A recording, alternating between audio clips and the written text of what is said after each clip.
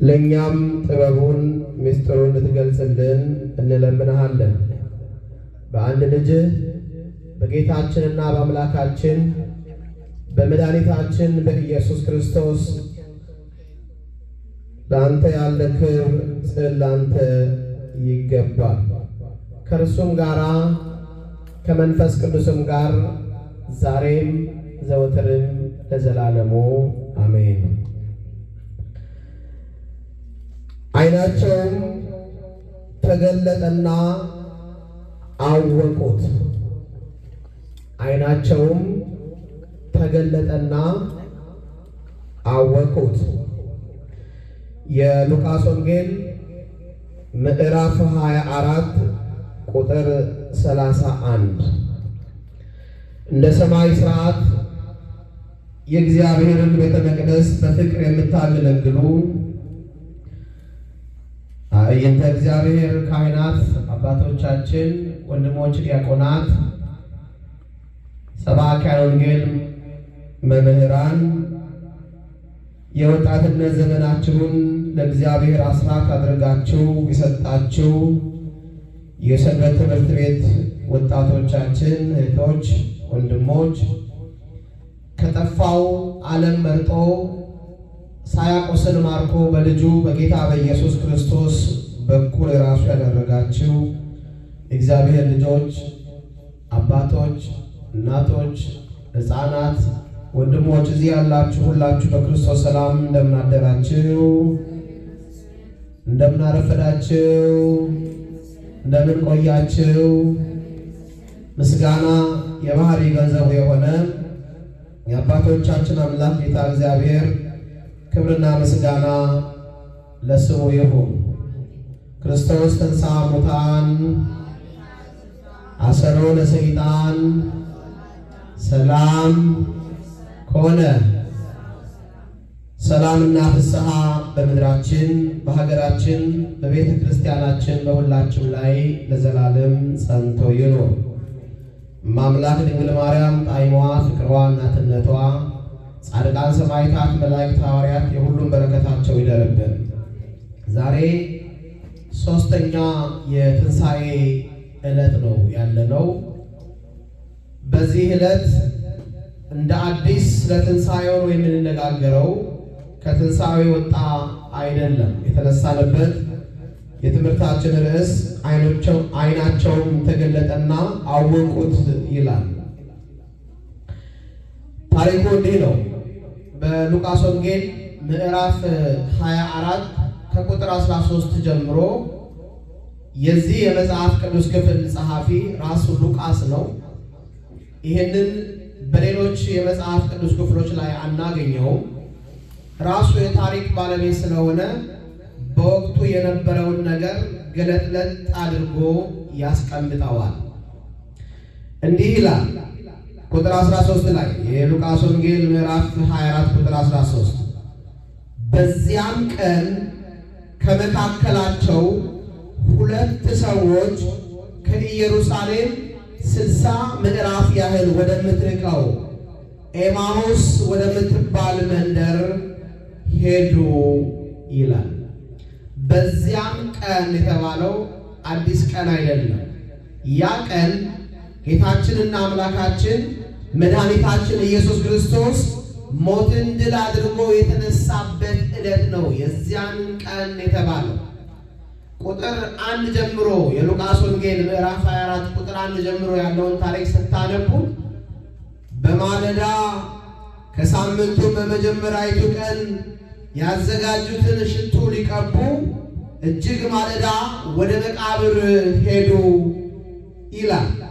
እነዚያ ሴቶች እነ ማርያም እና እነ ማርታ በማለዳ በአገራቸው ባህል መሰረት ከተቀበረ 3ኛ ቀን የሆነውን አስከሬን ሽቱ ይቀቡ ዘንድ ማለዳ ወደ መቃብሩ ስፍራ ሲሄዱ መቃብሩ የጠበቃቸው ባዶ ሆኖ ነበረ።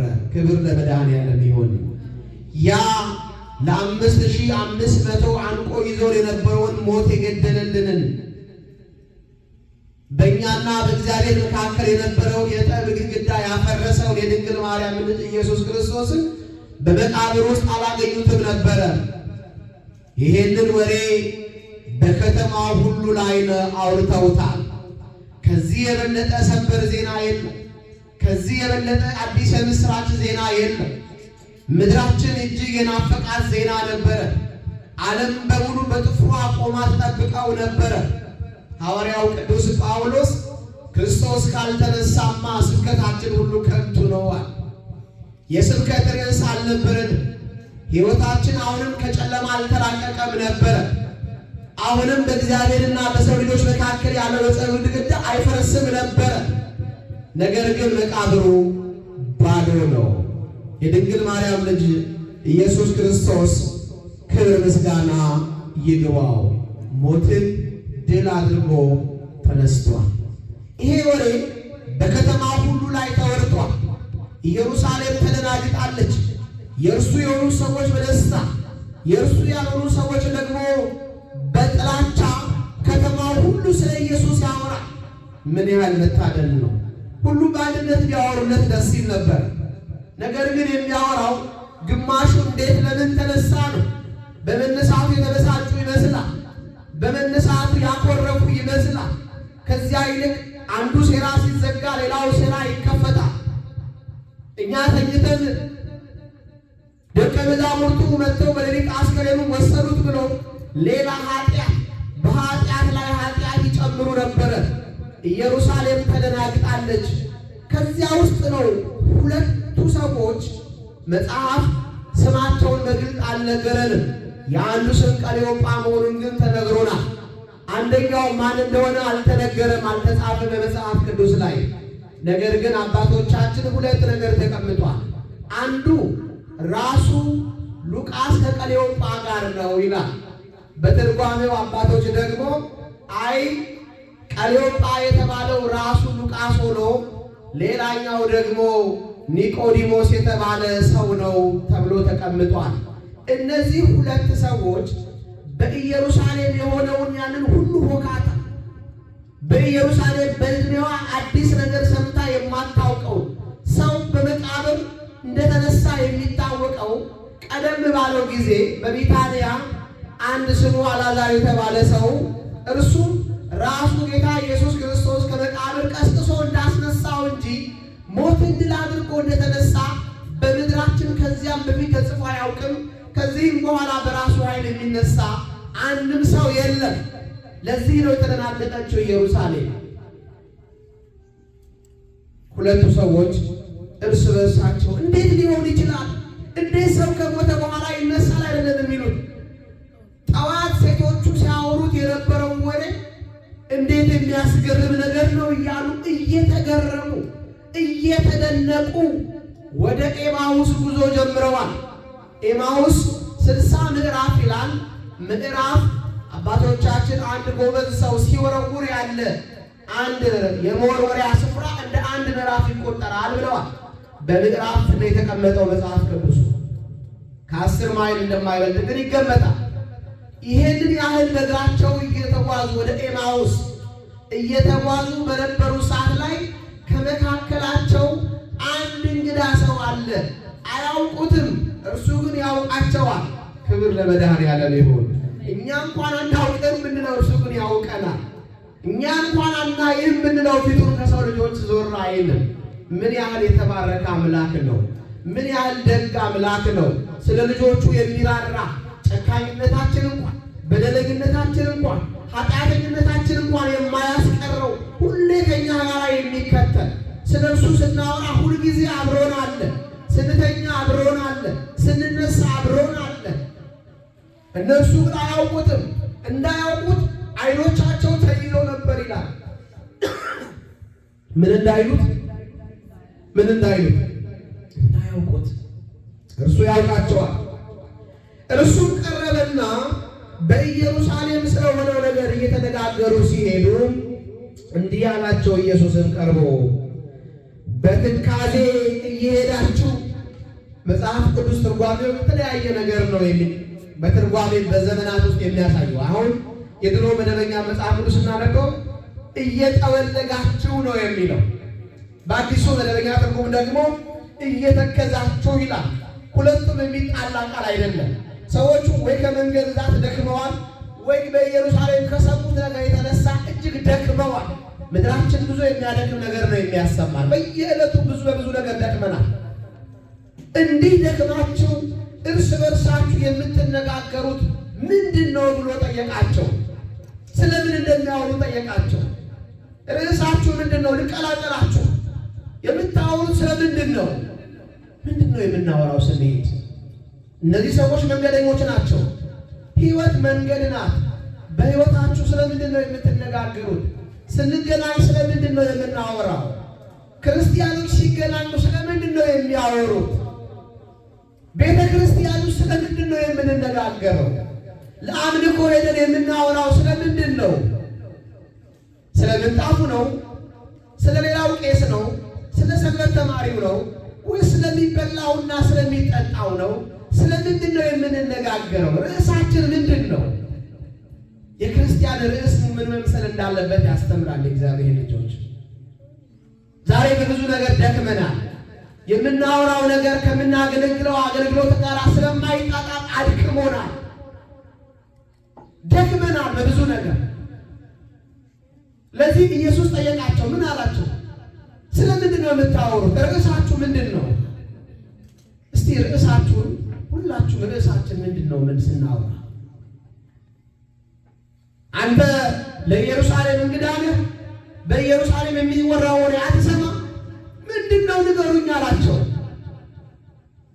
እኛማ እስራኤልን ሊቤዥ ብለን ተስፋ አድርገነው የነበርነው በስራም በኃይልም በሰውም በእግዚአብሔር ፊት ብርቱ ስለሆነው ስለ ኢየሱስ ክርስቶስ አልሰማህም?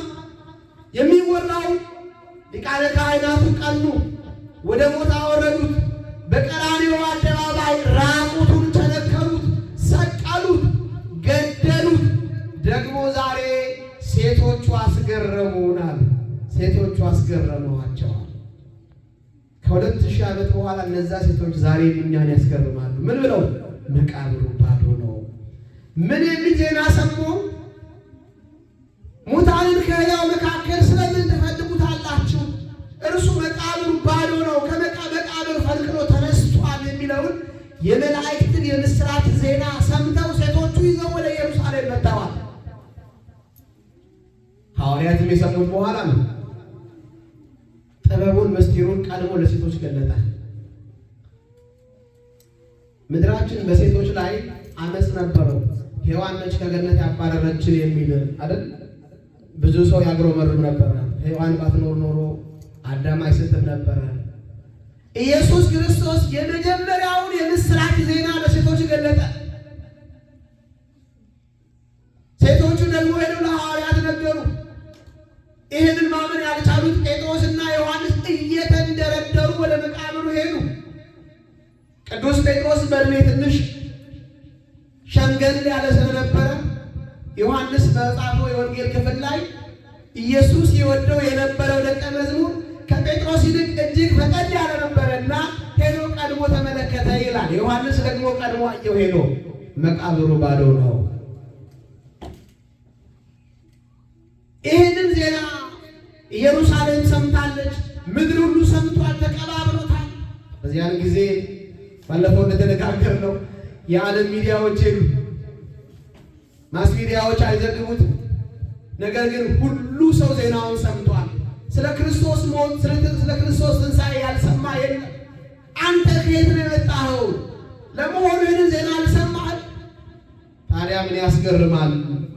አሁን የምታወሩት ነገር ሁሉ ሊሆን መጽሐፍ እኮ ግድ ይላል። እያንዳንዱን ነገር ከኦሪት ጀምሮ ሙሴ ከጻፈው ከኦሪቱ ጀምሮ እያንዳንዱን ነገር እየተረጎመ ያስተምራቸው ጀመረ። መንገዳቸው ሩቅ ነበረና በዚያ ሁሉ መንገዳቸው ኢየሱስ ክርስቶስ ያስተምራቸው ነበረ። በሕይወታችን ሁሉ መድኃኔዓለም ያስተምረን። ጎበዝ ተማሪዎች ነበሩ። ይገርማቸዋል። እኛ እኮ ሰነፍ ተማሪዎች እየሆንን ነው እንጂ ብዙ ነገር ያስተምረን ነበር። አንማር እያልን ተቸገርን ነው እንጂ ብዙ ነገር ያስተምረን ነበር። ሰነፍ ተማሪ እየተማረ የሚማረውን ትምህርት በተግባር አይተረጉምም።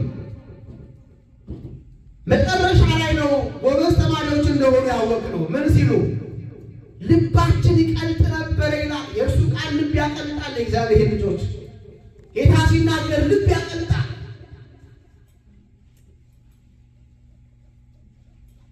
እያንዳንዱን ነገር ይተረትርላቸው ነበር። እያንዳንዱን ነገር ያብራራላቸው ነበረ። ሙሴ ስለ እርሱ ምን እንደጻፈ፣ ሙሴ ምን እንዳለ፣ ከሙሴ ጀምሮ ያሉ ነቢያት ስለ ኢየሱስ ክርስቶስ ምን እንዳለ፣ የመጣው በሞት ላይ ሊሰለጥን እንደሆነ፣ የሞት በሽታው የሚፈወሰው በሞት እንደሆነ እንደምታውቁት የዛሬ ሐኪሞች እንኳን አንድ በሽታ ሲመጣ ከበሽታው ነው መድኃኒቱ የሚገኘው አይደል? የሆነ ባክቴሪያ ከመጣ ከባክቴሪያው ላይ ነው መድኃኒቱንም ራሱ ይሰሩት። ለምሳሌ የኮቪድን ነው አይደል? ሲወጉን የነበረው ራሱ ኮቪድን ነበር። ታስታውሳላችሁ አይደል? ይሄ ያለ ነው። ከበሽታው ላይ ነው መድኃኒቱ የሚገኘው። የወደቅነው በሞት ነው። ኢየሱስ በሞቱ ሞታችንን ቀበረው። ከበሽታው ላይ ነው መድኃኒቱ የተገኘው። ኢየሱስ ክርስቶስ ሞትን ሞቶ ነው ሞት ዳግመኛ በሰው ልጆች እንዳይሰለጥን ያደረገው። ከዚህ በኋላ በአዳም ሞት ማናችንም አዳም እንዲህ ስላደረገ ነው፣ ሔዋን እንዲህ ስላደረገች ነው የሚል የለም። ሞትን ሳቀየው፣ ሞትን ገደለው። ለዚህ ነው ነቢዩ ሆሴዕ ሞት ሆይ መውጊያ የት አለ? ሲኦል ድል መንሳት ወዴት ነው ብሎ የተናገረው። ከዚህ በኋላ ሞት አይሰለጥንም። ሞት በሞት ተሸንፏል። ይህንን ሊያደርግ ነው የመጣው ኢየሱስ ክርስቶስ። ሕይወት እንዲሆንላችሁ እንዲበዛላችሁ መጣው አይደለም? ምን እንዲሆንላችሁ? ሕይወት እንዲሆንላችሁ፣ ሰላም እንዲሆንላችሁ። ከዚህ በኋላ በእርሱ በማመን ከእርሱ ጋር በመሞታችን ወደ መቃብር ስንወርድ ከእርሱ ጋር አብረን ነበር የወረድነው። ለምን? ትንሣኤያችን ቅርብ ስለነበረ። ዛሬ የክርስቶስን ትንሣኤ ብቻ አይደለም እኮ የምናከብረው እግዚአብሔር ልጆች፣ የሰው ልጆችን ትንሣኤ ጭምር ነው። ትንሣኤው የክርስቶስ እኮ አይደለም። እሱ ሞት የሚስማማው እኮ አልነበረም። በባህሪው ሕያው የሆነ አምላክ እኮ ነው። ሕያው የእግዚአብሔር ልጅ የማይሞተው እርሱ ሞተ። በቅዳሴው ላይ ታላቁ ዲዮስቆሮስን እንዲህ ያለው የማይሞተው እርሱ ሞተ። ሞት በባህሪው የማይስማማው የእኛን የሰው ልጆችን ሥጋ ከሥጋችን ሥጋ ነስቶ ከነፍሳችን ነፍስ ነስቶ እንደኛ ፍጹም ሰው ደግሞ ፍጹም አምላክ ሆኖ በተዋህዶ ሞታችንን የሞትን ጽዋ ተጎነጨ ስለኛ። ክብር ለመድኃኒዓለም ይሁን። ይሄ ሁሉ የሆነው ስለኛ ነው። ይሄ ሁሉ መከራ የሆነው ስለኛ ነው። ይሄንን እያሰብን ዕለት ዕለት የምንነጋገር ከሆነ አበጀ። ዛሬም ያ የቀራንዮ ትልቁ ትዕይንት በፊታችን ላይ አማናዊ ሆኖ እየታየ ነው መሆን አለበት። የክርስትና መኖሪያውም መቋጫውም ይሄ ስለሆነ ምንድን ነው እያደረግን ያለ ነው? ጉዞአችን ላይ ምንድን ነው እየተነጋገርን ያለ ነው? ስለ ምንድን ነው እየተግባባን እያወራን ያለ ነው? ለመሆኑ እየተግባባን ነው? ለመሆኑ እየተስማማን ነው? ጌታ ሲናገር እየሰማን ነው? የምናወራውና የምንሆነው እየተስማማልን ነው? ስለ ምንድን ነው የምናወራው? ሕይወት በብዙ አድክማናለች። ሕይወት በብዙ አጣውድጋናለች። ምድራችን ላይ የምንሰማው ነገር በሙሉ ጥላቻው፣ አድማው፣ ተንኮሉ፣ ምቀኝነቱ፣ አንዱ አንዱን መጥለፉ፣ ማሳደዱ፣ አብያተ ክርስቲያናትን ብቻ ክርስቲያኖችን ማሳደድ፣ መግደል፣ ማጥፋት፣ በአንዱ ላይ በሞቱ ላይ ለመዝፈንና ደስታን ለመጎንጨት መስራት። ስለምንድን ነው እየኖርን ያለ ነው? ስለምንድን ነው እየሆንን ያለ ነው? አይኖቻችን ካልተከፈቱ ክርስቶስን ማየት አንችልም። ማን እንደሆነ የሚናገረው አያውቁም ነበር። ለመሆኑ የሚናገረው እናውቀው ይሆን? ማን ነው እየተናገረን ያለው? ማን ነው እየተናገረን ያለው? ሲናገር ልባችን እየቀለጠ ከሆነ፣ ሲናገር እየገባን ከሆነ፣ መንፈሱ አንድ ነገር ሊፈታ ተዘጋጅተናል ማለት ነው። ቋጠሮ ሊፈታ ነው ማለት ነው። ዛሬም እንደ ድንጋይ አለት ላይ እንደሚፈስ ውሃ የእግዚአብሔር ቃል እየነጠረ የሚመለስ እንጂ ወደ ውስጥ የማይገባ ከሆነ ከንቱ ድካም ነው፣ ከንቱ ማስቀደስ፣ ከንቱ አገልግሎት፣ ከንቱ የነጠላ ውዝዋዜ ብቻ። እስቲ ቆም ብለን ምንድነው እያደረግን ያለ ነው? ምንድነው እያገለገልን ያለ ነው? ማንን ነው እያገለገልን ያለ ነው? ስለምንድነው የሁሉ ድካም? ስለምንድነው የሁሉ ድካም? ትሩፋቱ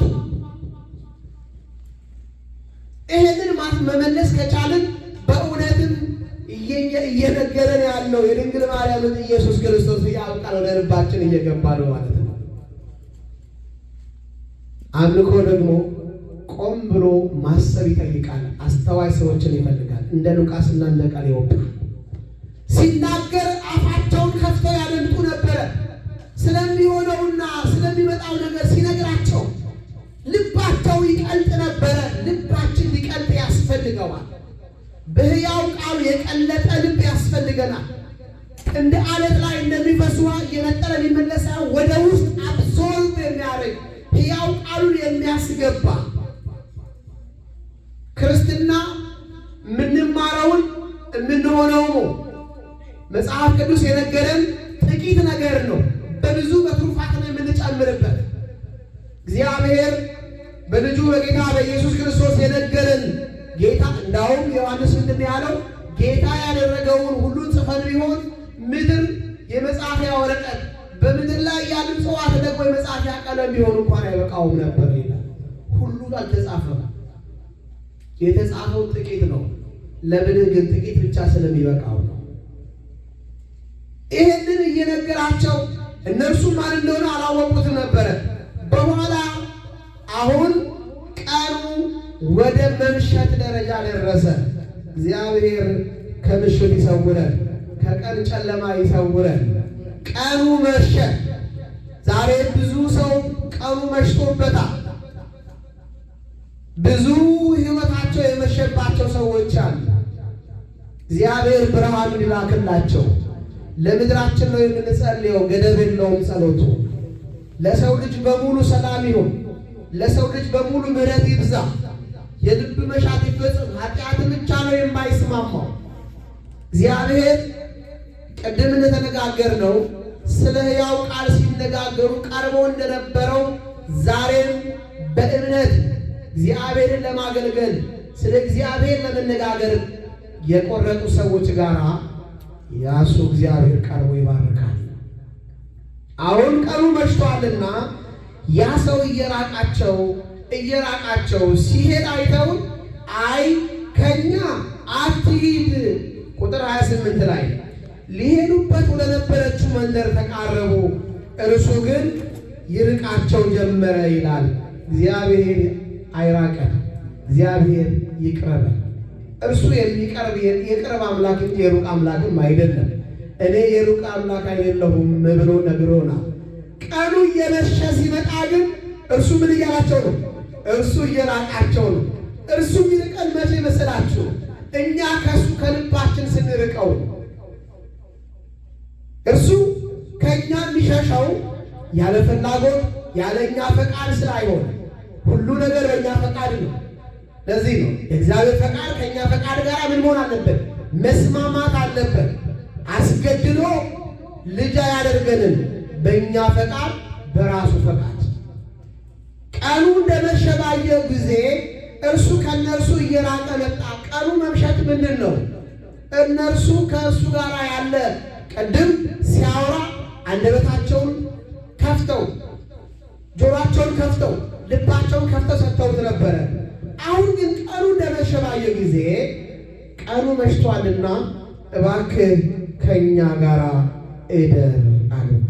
መሽቷልና ፀሐይ ተዘቅዝቋልና ከእኛ ጋር እደር ብለው ግድ አሉት ይላል። ምን አሉት? ግድ በቃ ከእኛ ጋር እደር፣ ፀሐይ ዘቅዝቃለች፣ ቀኑ መሽቷል፣ ጨለማ ነው፣ ከእኛ ጋር እደር አሉት። አያውቁትም፣ ማን እንደሆነ አላወቁትም። ግን ከእኛ ጋር እደር፣ ቀኑ መሽቷል፣ መለየት አልፈለጉም። ከእግዚአብሔር እንዴት ተለይተው ሰው ይኖራል?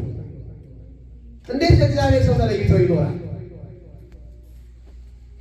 አንዳንዶቻችን በልባችን ከእርሱ ርቀናል፣ በአካላችን ግን ከእርሱ ጋር ያለ ይመስለናል። ከእርሱ ጋር ያለን ይመስለናል፣ ግን የለንም። ለዚህ ነው መጽሐፍ ማንም የቆመ ቢመስለው እርሱ ምን ይበል? እንዳይወድቅ ይጠንቀቅ ይላል። ማንም የቆመ ቢመስለው ያለን ይመስለናል፣ ግን የለንም። አገልግሎት ላይ ያለን ይመስላል፣ ግን የለንም። በአንዱ እጃችን መንፈሳዊ ስራ እንሰራለን፣ በአንደኛው ደግሞ ሌላ ስራ እንሰራለን። መጠላላቱ፣ መገፋፋቱ፣ መጨቃጨቁ፣ መነታረኩ፣ ሌብነቱ፣ ስርቆቱ፣ ጥንቆላው፣ ሟርቱ ቤተ መቅደሱ ዘልቆ እስኪገባ ድረስ ቤተ ክርስቲያንን እስኪያውካት ድረስ በብዙ ኃጢአት ተጨማልቀናል። እስከ አናታችን ድረስ ዘፍቀናል።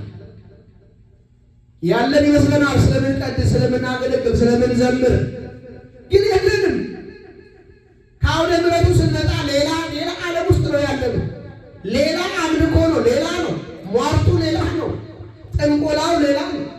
እንደዚህ አይነት የተምታታበት ዘመን ላይ አይደረስን አይመስለኝም። ያለን ይመስለናል፣ ግን የለንም። እርሱ እየራቀ ቃሉም እየመሸ መጣ። ለዚህ ሁሉ መፍትሄው አንድ ነው። ከኃጢአቱ ራቅ ብለን ያ እየራቀ የመሰለንን መድኃኔዓለም ኢየሱስ ክርስቶስን ከእኛ ጋር እደር እንበለው። እርሱ ደግሞ ሊያድር የታመነ ነው። ስሙ የተመሰገነ ይሁን። ከእኛ ጋር እደር ብለው ምን አሉት? ግድ አሉት። ከእኛ ጋር እደር። አንተ ከእኛ ጋር ማደር የግድ ያስፈልግሃል። ጌታ ኢየሱስ ክርስቶስን የሰዎቹን ግብዣ ተቀብሎ ወዴት ሄደ? ወደ ቤታቸው ገባ ይላል። እግዚአብሔር በምሕረት ወደ ቤታችን ይግባ። እግዚአብሔር በሰላም ወደ ቤታችን ይግባ። እግዚአብሔር በፍቅር ወደ ቤታችን ይግባ።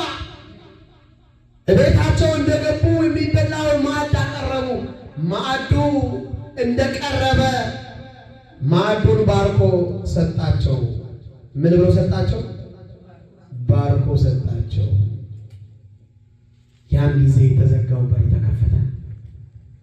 ያን ጊዜ አለማመናቸው ራቀ። ያን ጊዜ ፍርሃታቸው ከነሱ ተወገደ።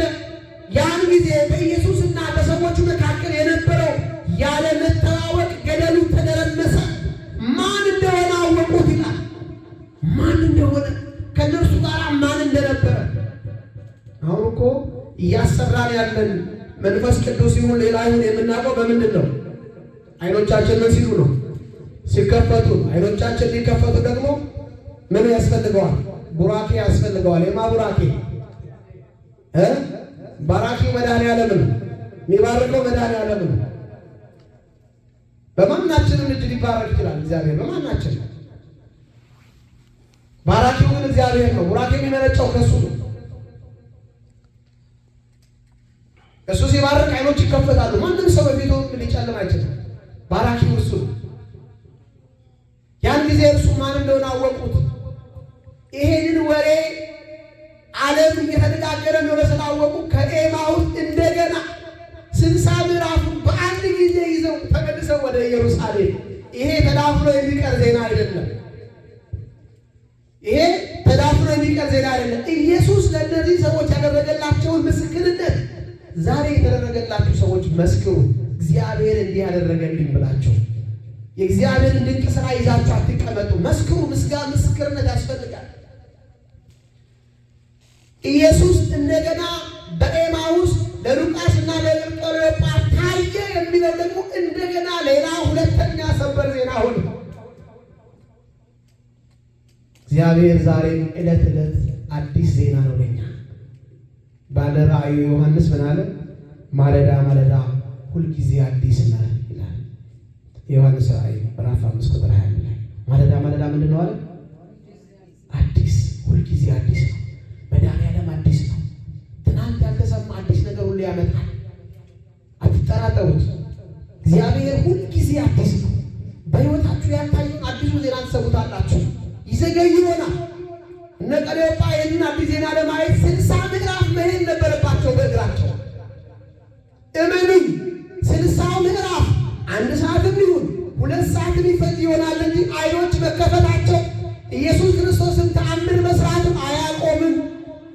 አረጅ ምን ይላል? ማርክ ማይወዳል። እችን ቃል አድምጡ። እግዚአብሔር ሁልጊዜ አዲስ ስራ መስራት ይችልበታል። በሕይወታችንም ይሄ ይሆናል፣ በደብራችንም ይሄ ይሆናል፣ በኑሯችንም ይሄ ይሆናል። መድኃኒዓለም ይህን ለማየት ለሁላችንም ይፍቀድልን። በኢየሩሳሌም አዲስ ዜና ተጨምሯል። የተዘጉ ዓይኖች ተከፍተዋል። እርሱና ዓለም እንደ አዲስ ተዋውቀዋል። ሉቃስና ቀሌዮጳ ብቻ አይደሉም። እኛም ዛሬ ይህንን እንመሰክራለን። ዓይኖቻችን ይከፈቱ፣ መስቀሉን እንየው። በመስቀሉ ስር ሰላም አለ። በመስቀሉ ስር ረፍት አለ። በመስቀሉ ስር ምን አለ? መረጋጋት አለ። በመስቀሉ ስር እውነት አለ። መስቀሉ ስር ተንኮል የለም።